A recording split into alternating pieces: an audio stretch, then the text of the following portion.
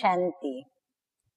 आज की तारीख है 21/1/14 और आज की ज्ञान मुरली का शीर्षक मीठे मीठे शिव बाबा, जिन्होंने ब्रह्मा बाबा को आप समान बनाया, मास्टर रचयिता, वो भी पूरी विश्व की नई जो सृष्टि बनानी थी, परिवर्तन जो लाना था, वो परिवर्तन के लिए निमित्त बनाया।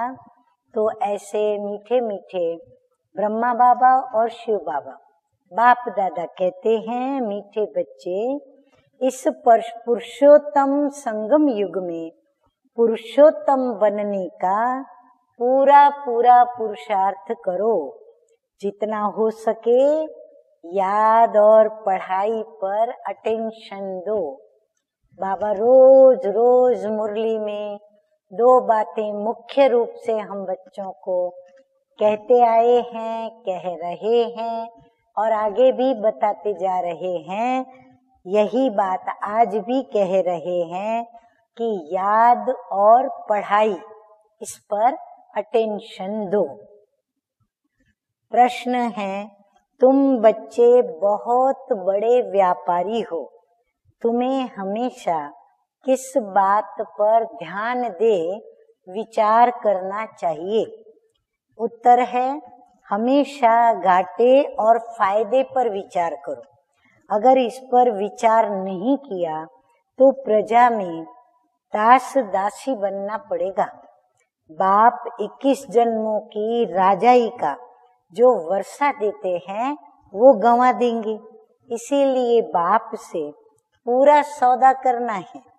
बाप है दाता।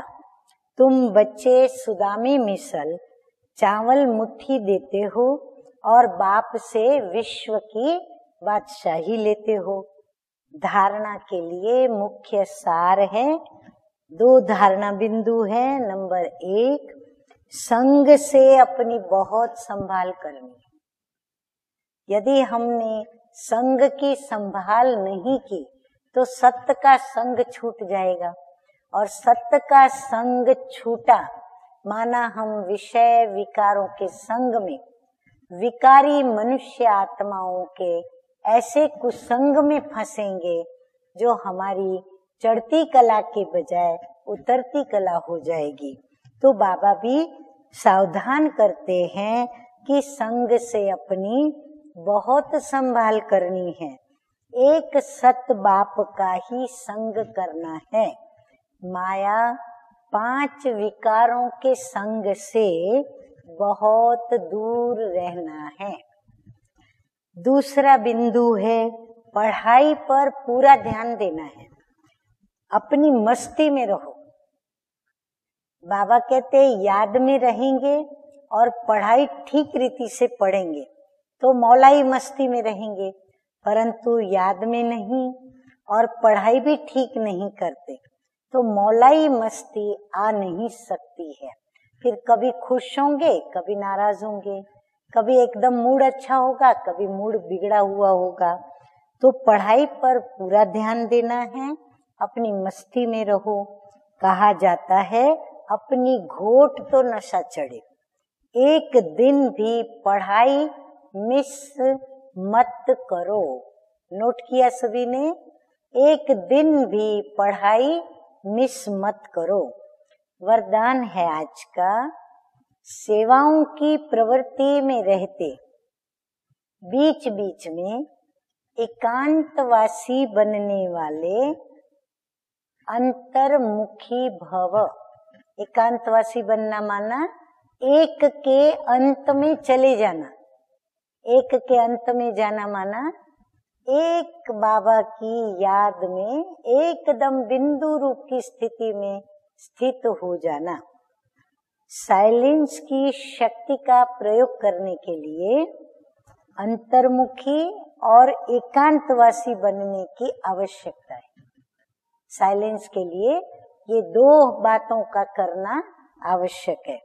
कई बच्चे कहते हैं अंतर्मुखी स्थिति का अनुभव करने व एकांतवासी बनने के लिए समय ही नहीं मिलता।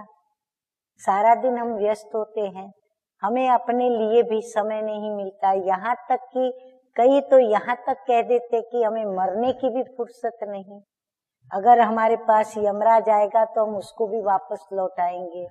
तो कहने का भाव, समय की कीमत समझ करके और हमें अपने समय को बचाना है और फिर हमें एकांतवासी बनना है और अपनी अंतर्मुखी स्थिति का अनुभव अवश्य करना है। क्योंकि सेवा की प्रवृत्ति, वाणी के शक्ति की प्रवृत्ति बहुत बढ़ गई है। बाबा भी देख रहे हैं कि इसमें शक्ति बहुत जा रही है, लेकिन इसके लिए इकट्ठा आधा घंटा व 1 घंटा निकालने के बजाय बीच बीच में थोड़ा समय भी निकालो तो शक्तिशाली स्थिति बन जाएगी।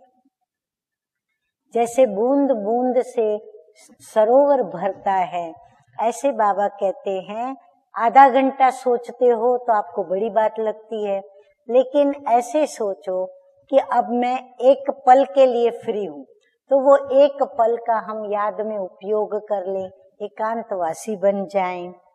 अच्छा, आगे स्लोगन है, ब्राह्मण जीवन में युद्ध करने के बजाय मौज मनाओ तो मुश्किल भी सहज हो जाएगा। अब ये मौज कौन मना सकेगा? जो पढ़ाई बराबर करता होगा और जो योग में बराबर बाबा को बराबर याद करते होंगे, तो वही मौज मना सकेंगे और वही फिर अपनी मुश्किल को सहज अनुभव करेंगे। अच्छा, मीठे मीठे सिकिलधे बच्चों प्रति माता पिता बाप दादा का याद प्यार और गुड मॉर्निंग। रूहानी बाप की रूहानी बच्चों को नमस्ते। हम रूहानी बच्चों का रूहानी बाप दादा को याद प्यार, गुड मॉर्निंग और नमस्ते नमस्ते। ओम शांति।